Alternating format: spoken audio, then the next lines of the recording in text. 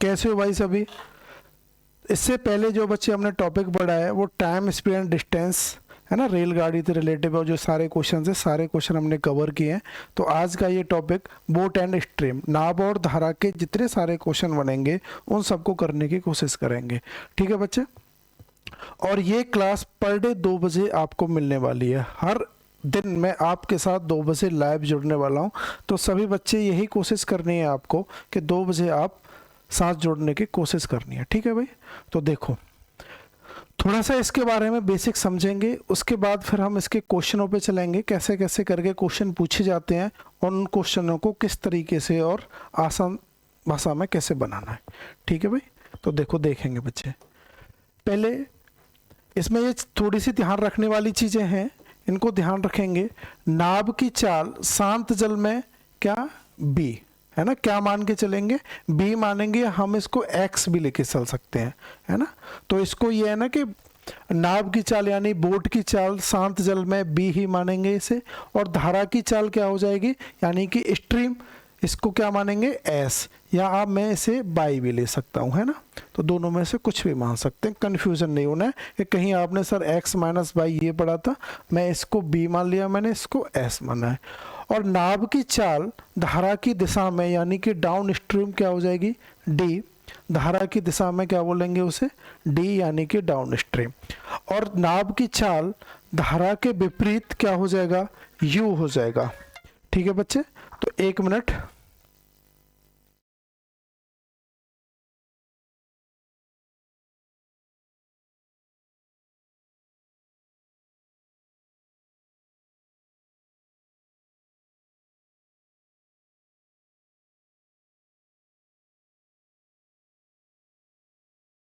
ठीक है बच्चे? तो देखो आगे देखेंगे इसे, है ना। तो इसमें 2 कंडीशन बनती हैं। पहली कंडीशन क्या होगी कि धारा के साथ, है ना। तो धारा के साथ क्या हो जाएगा? Down stream. धारा के साथ बोलेंगे या ऐसे होगा कि अनुकूल या अनुप्रवाह लिखा होगा या धारा की दिशा में लिखा होगा। तो ये डी, तो यहाँ क्या होता है भाई कि यहाँ पर नाव की चाल प्लस धारा की चाल जुड़ जाएंगे, है ना। तो यहाँ क्या हो जाएगा? डी बराबर क्या हो जाएगा? B plus S. ऐसे ही ये अप स्ट्रीम जो होगा या इसमें प्रतिकूल लिखा होगा या धारा के विपरीत लिखा होगा या ऊर्ध्व प्रवाह लिखा होगा, है ना। इसमें कंफ्यूजन नहीं होना है आपको, है ना, क्योंकि पेपर भी बच्चे दोनों ही लैंग्वेज में आता है।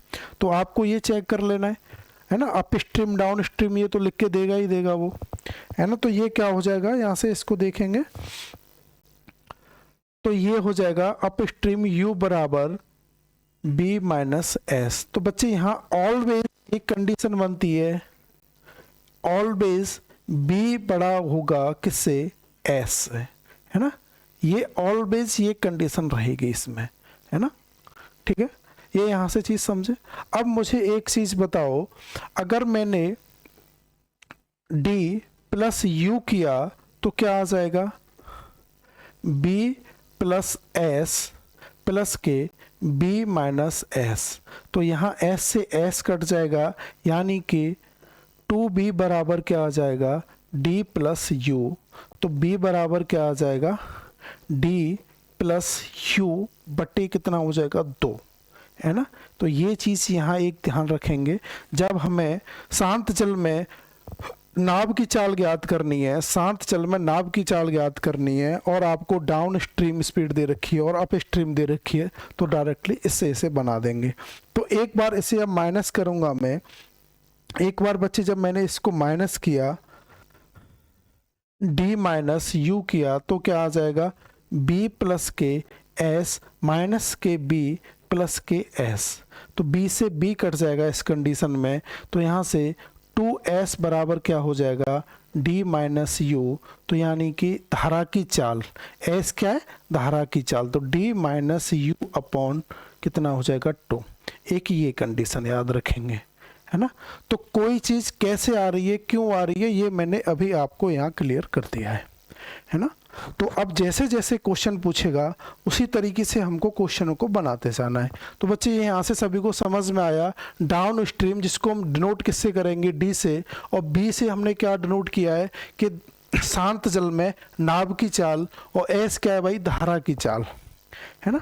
तो ऐसे ही यू से किस चीज को डिनोट किया है, अप स्ट्रीम, यानी कि धारा के विपरीत, या आप इसे ऊर्ध्व प्रवाह कुछ भी बोल सकते हो, है ना। यहाँ तक ये अभी आपको सभी समझ में आया होगा। इसके बाद जैसे जैसे बच्चे हम क्वेश्चन लगाते जाएंगे ना, तो ये आपको बहुत अच्छे से सारी चीज़ें क्या होती जाएंगी, क्लियर होती चली जाएंगी, और बहुत अच्छे से समझ में आ जाएगा। ठीक है, एक बार बच्चे यही है कि आप बस मेहनत करते रहिए, साथ साथ हम क्या है, लक्ष्य तक पहुंचना है। आपका पेपर अभी थोड़ा समय है, तो उस समय का बहुत ज़्यादा अच्छे से फ़ायदा उठाना है आपको। ये नहीं कि समय मिल गया है तो अभी आराम से मस्ती करें, सोने में और इन चीज़ों में समय को व्यतीत करें। तो इन चीज़ों में समय को बिल्कुल ख़राब नहीं करना है। जो जो टॉपिक है हमारा उसको अपना अच्छा कर लेना है, क्योंकि इस बार ये नहीं लगना चाहिए पेपर में कि हम ये बहुत अच्छा करके आते तो पेपर इस बार हमारा बहुत अच्छा होता, क्योंकि ये आपके लिए बहुत अच्छी अपॉर्चुनिटी रही है कि पेपर कैंसिल होकर आपको दोबारा से देने के लिए मिलेगा। ये कांस्टेबल वाले बच्चों का है ना, उधर आरओ एआरओ का भी पेपर कैंसिल हो गया है, बाकी का यूपी एसआई का भी नोटिफिकेशन कभी भी आ सकता है ना। तो मुझे लग रहा है कि अब ये इलेक्शन के बाद ही आएगा, इलेक्शन से पहले से तो आना नहीं, पहले तो नहीं आने वाला अब ये, बट आएगा ज़रूर। जो बच्चे यूपीएसआई की तैयारी कर रहे हैं उनके लिए बस यही है कि अपनी मेहनत में लगे रहें, क्योंकि हमें एक तो कंपटीशन से लड़ना होता है, दूसरा फिर दलालों से लड़ना होता है। जो दलाली से बच्चे जाते हैं ना, उनको भी फाइट करना होता है। अगर ईमानदारी से हमें जॉब चाहिए तो उसके लिए बच्चे हमें मेहनत बहुत ज़्यादा करनी पड़ेगी। ठीक है, तो उसमें चारों सब्जेक्ट का बराबर बराबर रोल रहता है। तो उसमें मैथ का भी इतना स्कोर, रीजनिंग का भी, जीएस इतनी, और हिंदी भी। ठीक है, तो ये अपने टॉपिक पे आते हैं, ये सभी को समझ में आया होगा। तो बच्चों यहाँ से क्वेश्चन पे चलते हैं, है ना। तो ये देखो, ये तो कुछ नहीं है, ये देखो क्वेश्चन है, ये यहाँ कुछ नहीं है, ये गलत लिख दिया है कुछ। एक नाव धारा की दिशा में, है ना, धारा की दिशा में। तो बच्चे पहले क्वेश्चन को पढ़ लेंगे अच्छे से। एक नाव धारा की दिशा में 28 किलोमीटर जाने में 4 घंटे का समय लेती है, यानी कि धारा की दिशा में, तो डाउन स्ट्रीम, तो डी डिस्टेंस अपॉन क्या हो जाएगा, ये दूरी बटे क्या हो जाएगा, टाइम क्या हो जाएगा, स्पीड। तो 28 किलोमीटर जाने में कितने घंटे का समय ले रही है, 4 घंटे का समय लेती है। तो यहाँ से भाई ये कितना आ जाएगा, 7 किलोमीटर प्रति आवर, है ना, कितना आ जाएगा, 7 किलोमीटर प्रति आवर डाउन स्ट्रीम। नाव की शांत जल में चाल क्या होगी, नाव की शांत जल में चाल क्या होगी यदि धारा की चाल 2 किलोमीटर, यानी कि ये आपको क्या दे रखा है बच्चे, एस दे रखा है, कितना, 2 किलोमीटर प्रति आवर, है ना। तो क्या ज्ञात करना है, बी ज्ञात करना है। तो देखो अभी आपने ये पढ़ा था कि डी बराबर क्या पढ़ा था, बी प्लस के एस। तो डी कितना निकाल लिया मैंने, 7, और बी मुझे चाहिए, और स्ट्रीम यानी कि धारा की चाल कितनी दे रखी है, 2। तो यहाँ से नाव की चाल शांत जल में क्या आ जाएगी, 5 किलोमीटर प्रति आवर। तो कौन सा वाला ऑप्शन क्या सही हो जाएगा आपका, बी वाला ऑप्शन बच्चे क्या हो जाएगा, सही हो जाएगा। ठीक है, कौन सा ऑप्शन सही हो जाएगा, बी ऑप्शन क्या हो जाएगा आपका राइट आंसर हो जाएगा। ठीक है, ये सभी को समझ में आया, कोई दिक्कत किसी को यहाँ तक, दिक्कत होगी तो बच्चे बताएंगे कि ये दिक्कत हमें आ रही है।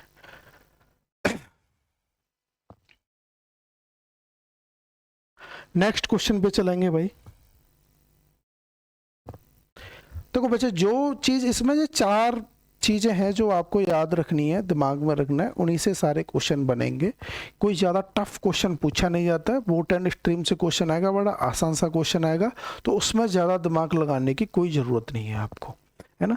तो देखो ये क्वेश्चन पढ़ेंगे। एक नाव धारा के विपरीत 20 किलोमीटर जाने में 5 घंटे का समय लेती है ना, डाउन अप स्ट्रीम जा रही है ना। यू कितना दे रखा है आपको, 20 किलोमीटर जाने में कितना समय ले रही है, 5 घंटे का। तो कितना आ जाएगा, 4 किलोमीटर प्रति आवर, है ना। यदि नाव की शांत जल में चाल, यहाँ क्या दे दी बच्चे, नाव की शांत जल में यानी कि बी का मान दे दिया, और आपसे क्या पूछा है, धारा की चाल यानी कि एस की वैल्यू आपसे पूछी है। तो u बराबर, ये मैंने अभी आपको स्टार्टिंग में बताया था क्या होता है, b माइनस के एस। तो ये कितना मैंने निकाल लिया 4, ये b आपको यानी बोट की चाल क्या दे रखी है 6, और धारा की चाल मुझे चाहिए इसमें। तो ये जब इधर आएगा तो s बराबर क्या हो जाएगा, 6 माइनस के 4 बराबर 2 किलोमीटर प्रति आवर। तो बताओ कौन सा वाला ऑप्शन सही हो जाएगा भाई, ए ऑप्शन क्या हो जाएगा इसका राइट आंसर हो जाएगा। ए ऑप्शन क्या हो जाएगा बच्चे, इसका राइट आंसर हो जाएगा। ठीक है, किसी को कोई दिक्कत, एकदम सिंपल सा क्वेश्चन है, तरीका भी इसका सिंपल है, ना कोई आपको इसमें दिमाग लगाना है ना कोई कुछ करना है। बट यह है कि कंसेप्ट एक बार जब अच्छे से क्लियर हो गया ना बच्चे, तो फिर क्वेश्चन आपको परेशान बिल्कुल नहीं करता है। तो आपको क्या करना है, बहुत अच्छे से पहले कंसेप्टों को पढ़ना है। ठीक है, ये यहाँ तक सभी को समझ में आ गया, किसी को कोई दिक्कत है इसमें? नेक्स्ट क्वेश्चन पे चले भाई।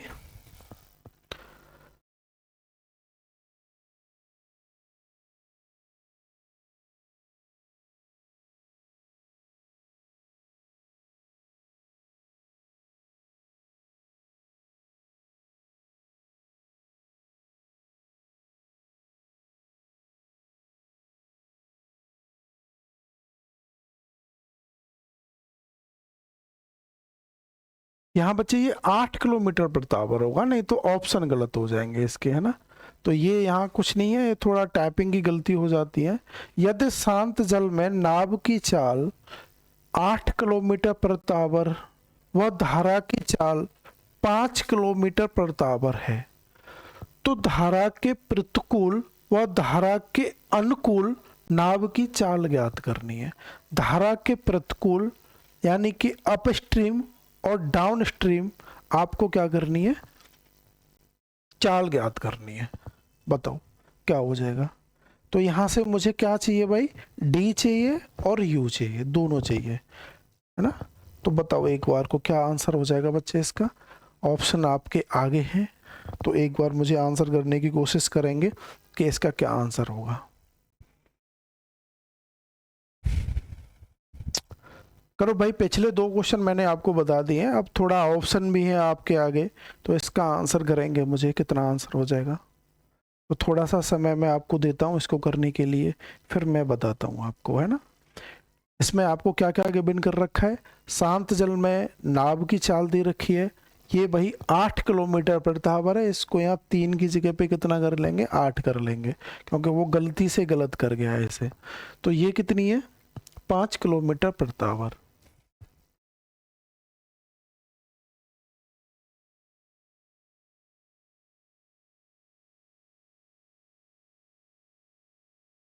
आगे से भाई कोशिश यही भी रहेगी बच्चे कि मैं इसको क्या करना है, इंग्लिश में भी क्वेश्चन रखने की कोशिश करूंगा, बायलिंगुअल क्वेश्चन रखने की कोशिश करूंगा आगे से।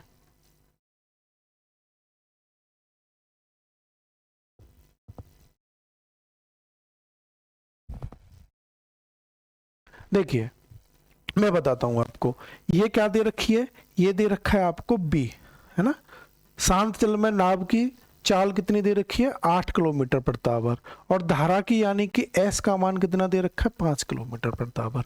तो आपको क्या पूछा है, धारा के प्रतिकूल यानी कि धारा के विपरीत, तो अपस्ट्रीम यू बराबर क्या हो जाएगा, बी माइनस के एस, और यहां से धारा के अनुकूल डाउन स्ट्रीम यानी कि डी क्या हो जाएगा, बी प्लस एस। तो बच्चे यही पूछा है, बस आप निकाल दो, कुछ था नहीं क्वेश्चन में, बड़ा आसान क्वेश्चन था। तो ये b माइनस एस कितना हो जाएगा भाई, 8 में से कितना जाएगा, 5 जाएगा, तो कितना, तो 3 किलोमीटर प्रति आवर, है ना। अप स्ट्रीम तो क्या हो जाएगी, 3 किलोमीटर प्रति आवर, और डाउन स्ट्रीम कितनी हो जाएगी, 8 प्लस के 5, तो कितनी हो जाएगी, 13 किलोमीटर प्रति आवर। ठीक है बच्चे, तो कौन सा वाला ऑप्शन सही होगा, 3 और 13, तो ये वाला ऑप्शन सही हो जाएगा, है ना। 3 किलोमीटर प्रति आवर और 13 किलोमीटर प्रति आवर, ये तो यहाँ इसने ऑप्शन में भी रख दिया है, बताना। तो बताए मैंने आपको एक चीज और बताई थी, मुझे ये पता क्यों चला कि यहाँ 3 क्यों नहीं होगा, है ना, क्योंकि नाव की चाल मैंने क्या कहा था, ऑलवेज बी बड़ा होगा किससे, एस से। ये मैंने अभी आपको लास्ट में बताया कि नहीं बताया। तो इस वजह से मुझे पता चला कि ये 3 की जगह पे इसने क्या कर दिया होगा, 8 की जगह पे सॉरी क्या लिख दिया, 3 लिख दिया है ना। तो हमें ये भी आइडिया लेना है कि गलती से भी कुछ चीज़ गलत हो रही है तो कहाँ हो रही है। आ गया भाई समझ में सभी को, कहीं किसी को दिक्कत? नेक्स्ट क्वेश्चन पे चलते हैं बच्चे, नेक्स्ट क्वेश्चन देखेंगे। एक बार क्वेश्चन को पढ़ेंगे अच्छे से। धारा की दिशा में जाते हुए नाव की चाल, धारा की दिशा में यानी कि डाउन स्ट्रीम, धारा के अनुकूल जा रहा है, 32 किलोमीटर प्रति आवर है, यानी कि डी कितना दे दिया इसने, 32 किलोमीटर प्रति आवर। जब बच्चे क्वेश्चन बनाना है ना तो पेपर में इस तरीके से लिखना थोड़ी ना है हमें ये। जबकि धारा के विपरीत नाव की चाल 28 किलोमीटर प्रति आवर है, जबकि धारा के विपरीत, तो धारा के अपोजिट नाव की चाल क्या है, अप स्ट्रीम, यानी कि यू कितना है भाई, 28 किलोमीटर प्रति आवर। तो आपसे पूछा है नाव की शांत जल में चाल क्या होगी, यानी कि नाव की शांत जल में चाल यानी कि बी क्या होगी, मैंने क्या बताया था, डी प्लस के यू बट्टे कितना 2। तो यहाँ से बच्चे डाउन स्ट्रीम नाव की चाल क्या हो जाएगी, डाउन स्ट्रीम नाव की चाल हो जाएगी 32 प्लस के 28 बट्टे 2 कितना हो जाएगा, 60 बट्टे 2 कितना हो जाएगा, 30 किलोमीटर प्रति आवर। तो शांत जल में नाव की चाल क्या हो जाएगी, 30 किलोमीटर प्रति आवर। तो कौन सा वाला ऑप्शन सही हो जाएगा, सी ऑप्शन क्या हो जाएगा बच्चे, राइट आंसर हो जाएगा। ठीक है ना, क्लियर है भाई सभी का, दिक्कत किसी को भाई कोई? देखो जो मैंने स्टार्टिंग में बताया बस उसी अकॉर्डिंग क्वेश्चनों को बनाते जाना है। जैसे जैसे आगे क्लास में मैं बड़ा क्लास को बढ़ाता चलूंगा तो लेवल क्वेश्चनों का बढ़ता चलेगा, है ना। एकदम आपको स्टार्टिंग में ही लिखा है, एकदम शुरुआत से लेके थोड़ा हाई लेवल तक लेके जाना है। क्या जो बच्चे तैयारी कर रहे हैं उनका भी फायदा होना चाहिए, और जिन्होंने तैयारी कर रखी है तो उनके लिए भी अच्छे क्वेश्चन होने चाहिए। ठीक है भाई, नेक्स्ट क्वेश्चन चलते हैं बच्चे। नेक्स्ट क्वेश्चन क्या हुआ, करेंगे भाई क्वेश्चन।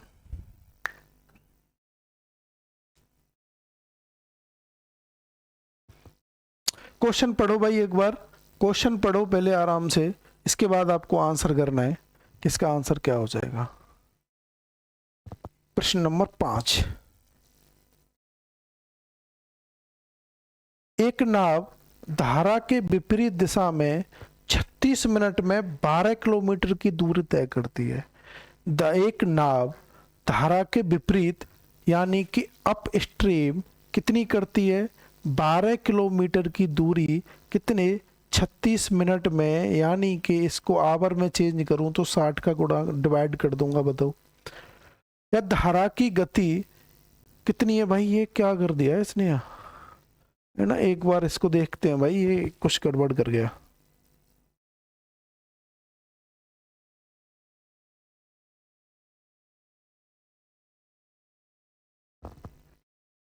ये 4 किलोमीटर प्रति आवर है भाई, कितना है, 4 किलोमीटर। ये कितना है भाई, 4। तो ये क्या दे रखा है, धारा की गति यानी कि एस का मान। तो ये कितना हो जाएगा, 12 से ये 3 बार, तो ये हो जाएगा 60/3। तो 3 से ये कटा कितना, 20 किलोमीटर प्रति आवर। तो शांत जल में नाव की गति क्या होगी, तो आपसे पूछा है शांत जल में नाव की गति क्या होगी। तो देखो आपको वो मैंने रिलेशन स्टार्टिंग में बताए हैं, वो बस आपको बच्चे ध्यान रखने हैं, है ना। वो जो मैंने आपको रिलेशन स्टार्टिंग में बताए हैं बस आपको वो याद रखने हैं, जिससे क्या है ना, फिर किसी भी क्वेश्चन में कैसे पूछ रहा है, क्या पूछ रहा है, थोड़ा लैंग्वेज अलग करेगा, बट ना क्वेश्चन घुमा फिरा के वही रहने वाला है। तो देखो क्या पढ़ा था हमने, अप स्ट्रीम क्या होता है, B - के S। ये कितना दे दिया इसने, 20 किलोमीटर प्रति आवर, और नाव की शांत जल में चाल हमको निकालनी है, और धारा की चाल कितनी दे रखी है, 4 किलोमीटर प्रति आवर दे रखी है। तो यहाँ से बच्चे बी कितना हो जाएगा,